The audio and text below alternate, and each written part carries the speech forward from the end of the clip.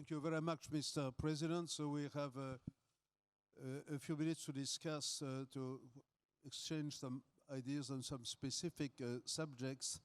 My first question would be looking at the increasing chaos today in the world.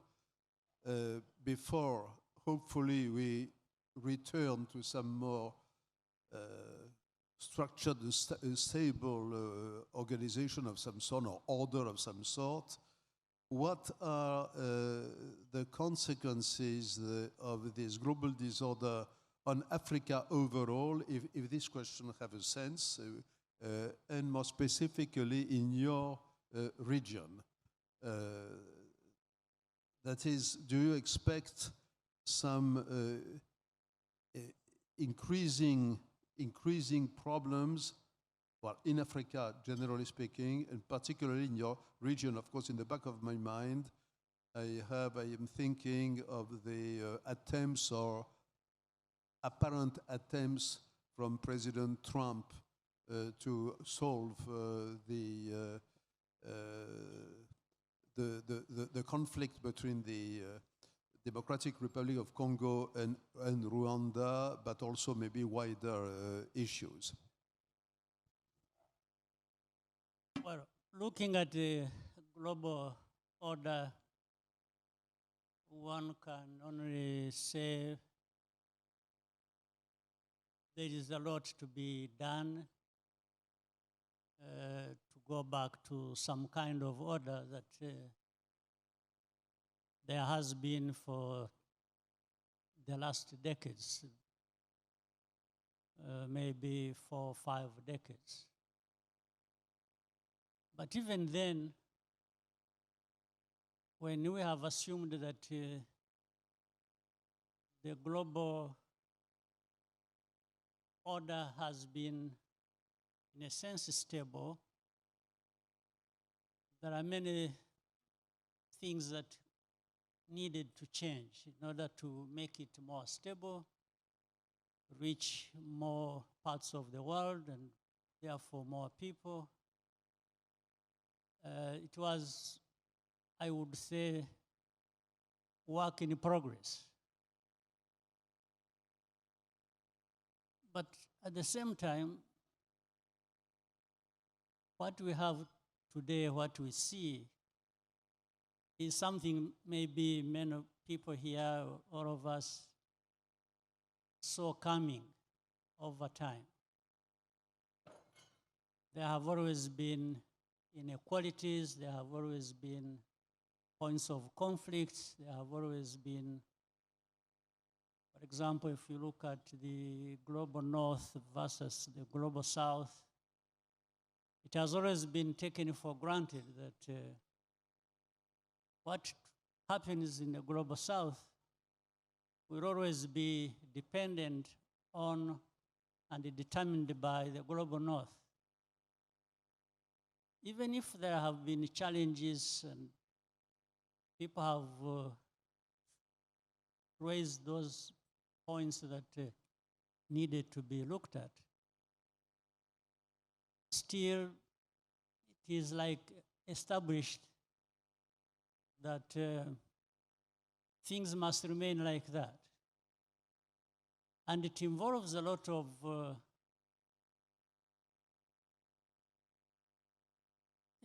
if we look at the big powers, when anything threatens their interests, they have a carte blanche. They will do anything, anyhow, and nobody should complain. When the smaller countries, even maybe middle powers, see something that threatens them, that is even more fundamental than just answering to the interests, the immediate thing is blame, punishment, criticism, all kinds of things. So which means The smaller powers, the smaller countries, the middle powers are just supposed to toe the line. Simple. So if this was the case then, which it was, what was the state of affairs as we look at the international system as such? Who decides what is wrong? Who decides what is right? And on what basis? Is it just that you have the power, therefore you will decide what is wrong and what is right? So Africa has been affected anyway all along. It's not just around this crisis that Africa is being affected. It has been affected even when things look stable globally.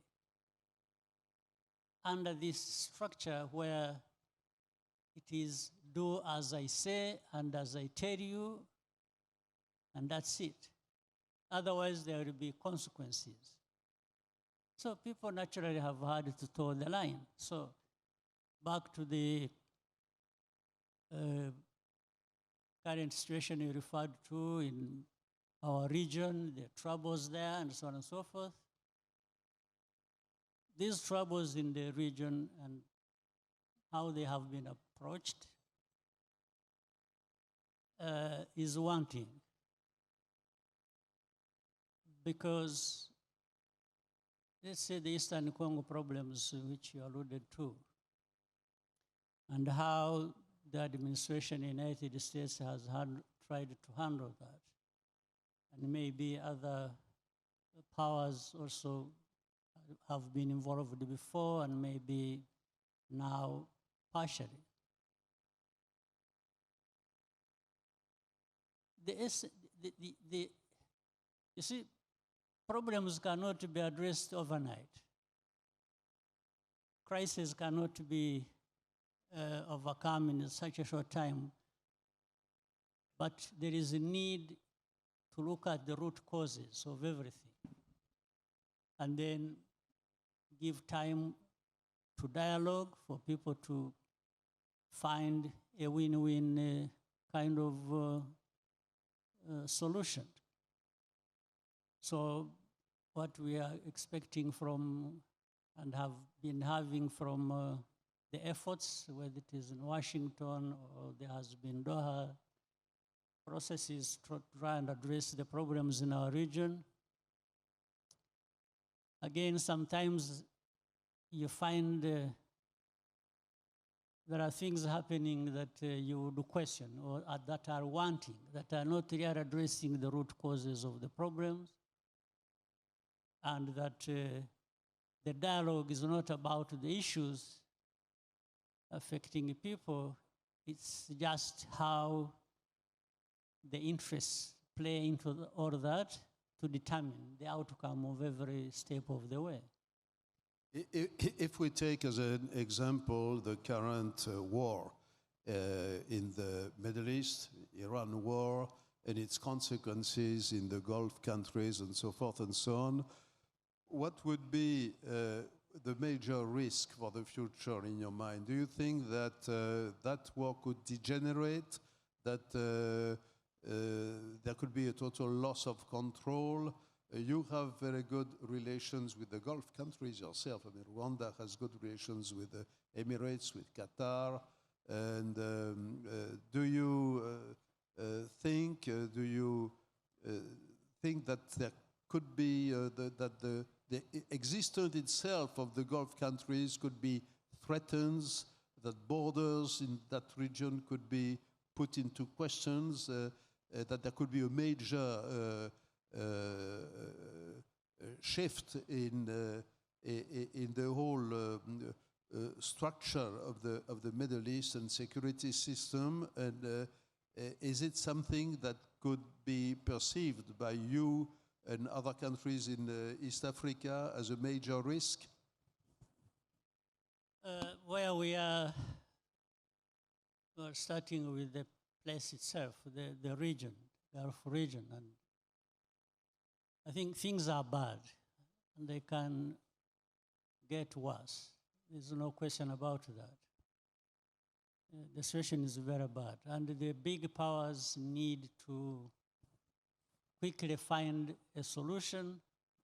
Otherwise, it generates into a bigger problem for the whole world. There's no question about it. You can see the oil prices, the crisis around that, originating from that, the fertilizer, the food prices, and affecting millions, hundreds of millions of people, and that will cascade into many other things and regions. There's no question about that. There is that potential of things getting worse, and for everybody. So it's not going to remain confined in that region. The region is already suffering, of course, and then with that, what is expected, what the whole supply chain of things that people expect originating from there are being, things are being crippled and with the clear consequences. So something needs to be done. But we can look to the big powers to say, do something about it. Otherwise, a small country like mine or Africa itself doesn't have much say here in this, other than having to pay a very huge price for what is happening from there. So I will end this conversation by asking you two questions, but two related, inseparable questions about the so-called West. You know, the number one question is, in your judgment, because these matters are matters of judgment above all. You cannot make specific predictions, but do you think that the Trump phenomenon is a historical accident, or do you think that it will change in a significant and lasting way the governance of the United States and the way it looks at its role in the world? And the second question is about Europe, because I think that if we agree that the future of Europe depends very much on the future of the United States itself, and if the Trump phenomenon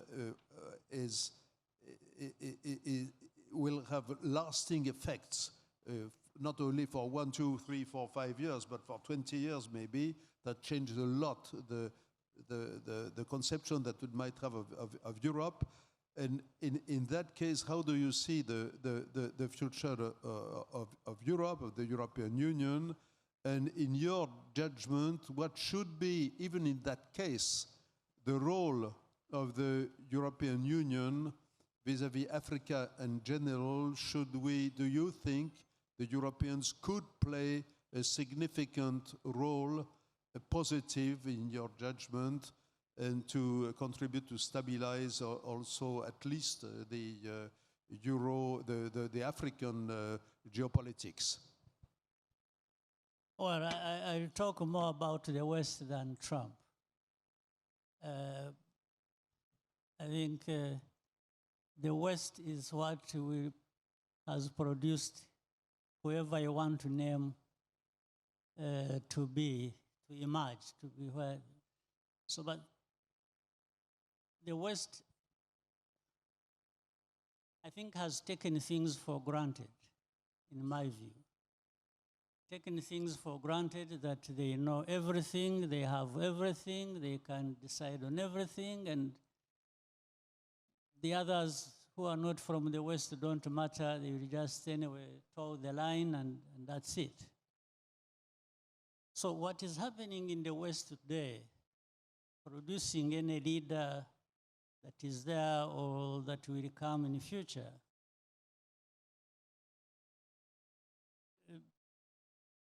what is happening in the West is what is producing And this has gone on for a long time. I think I mentioned that the West has taken things for granted. But even internally, internally in the West, there are things that need to be resolved. And that's why there will be challenges in every country or in the entirety of European Union or other places of the West, including United States.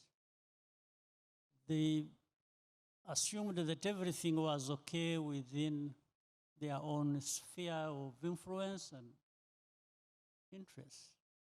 And what was wrong was always in the rest of the world, not with them.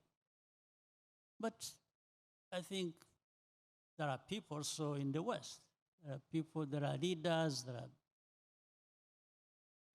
civil society, there are business, and so on and so forth. But there are ordinary people who all this rises from.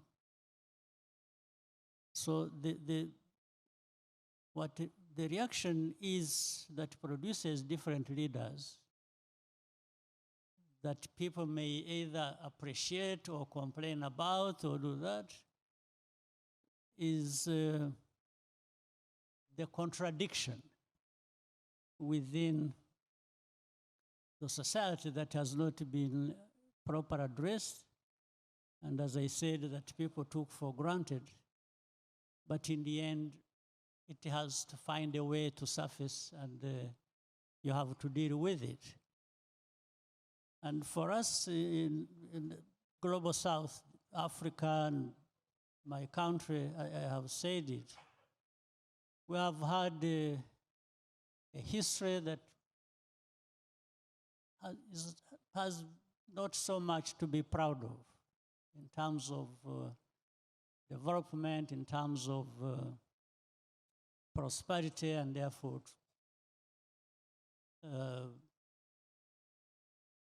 the stability. We have had tribal, instead of having real nations, even if it was to bring together tribes. But what made it worse, instead of being able to build our own systems and capacities and cooperate with others, we also accepted the dictates that have been brought to us from the North, and even started complaining about things of the past. But there is today. So in our case, if you look at, as I did allude to that, in trying to build from nothing, like in my country, which was literally destroyed, and we have had to build, and we are making some progress. We are not where we want to be at all yet. But we looked within and found the efforts to rebuild our country, even if we had to be partners with different people and we got a lot of support but we had to start with ourselves. And I think the continent needs to do that. The continent needs to look at what it has, almost everything. The people, the other resources, and the good cultures that can be drawn from a lot of knowledge and practices that make people proud of who they are. So we don't do that. We tend to look at, somewhere else. And then we find these powers also who want to impress upon us that we really don't have much, we don't mean much, we can only survive because of them. So this notion has to be challenged, and has to be challenged by all of us. In fact, including even from the North, the very people that this originates from also have to challenge it. So more cooperation, more respect for each other, and not assuming that it is one side that it decides what is wrong and what is right.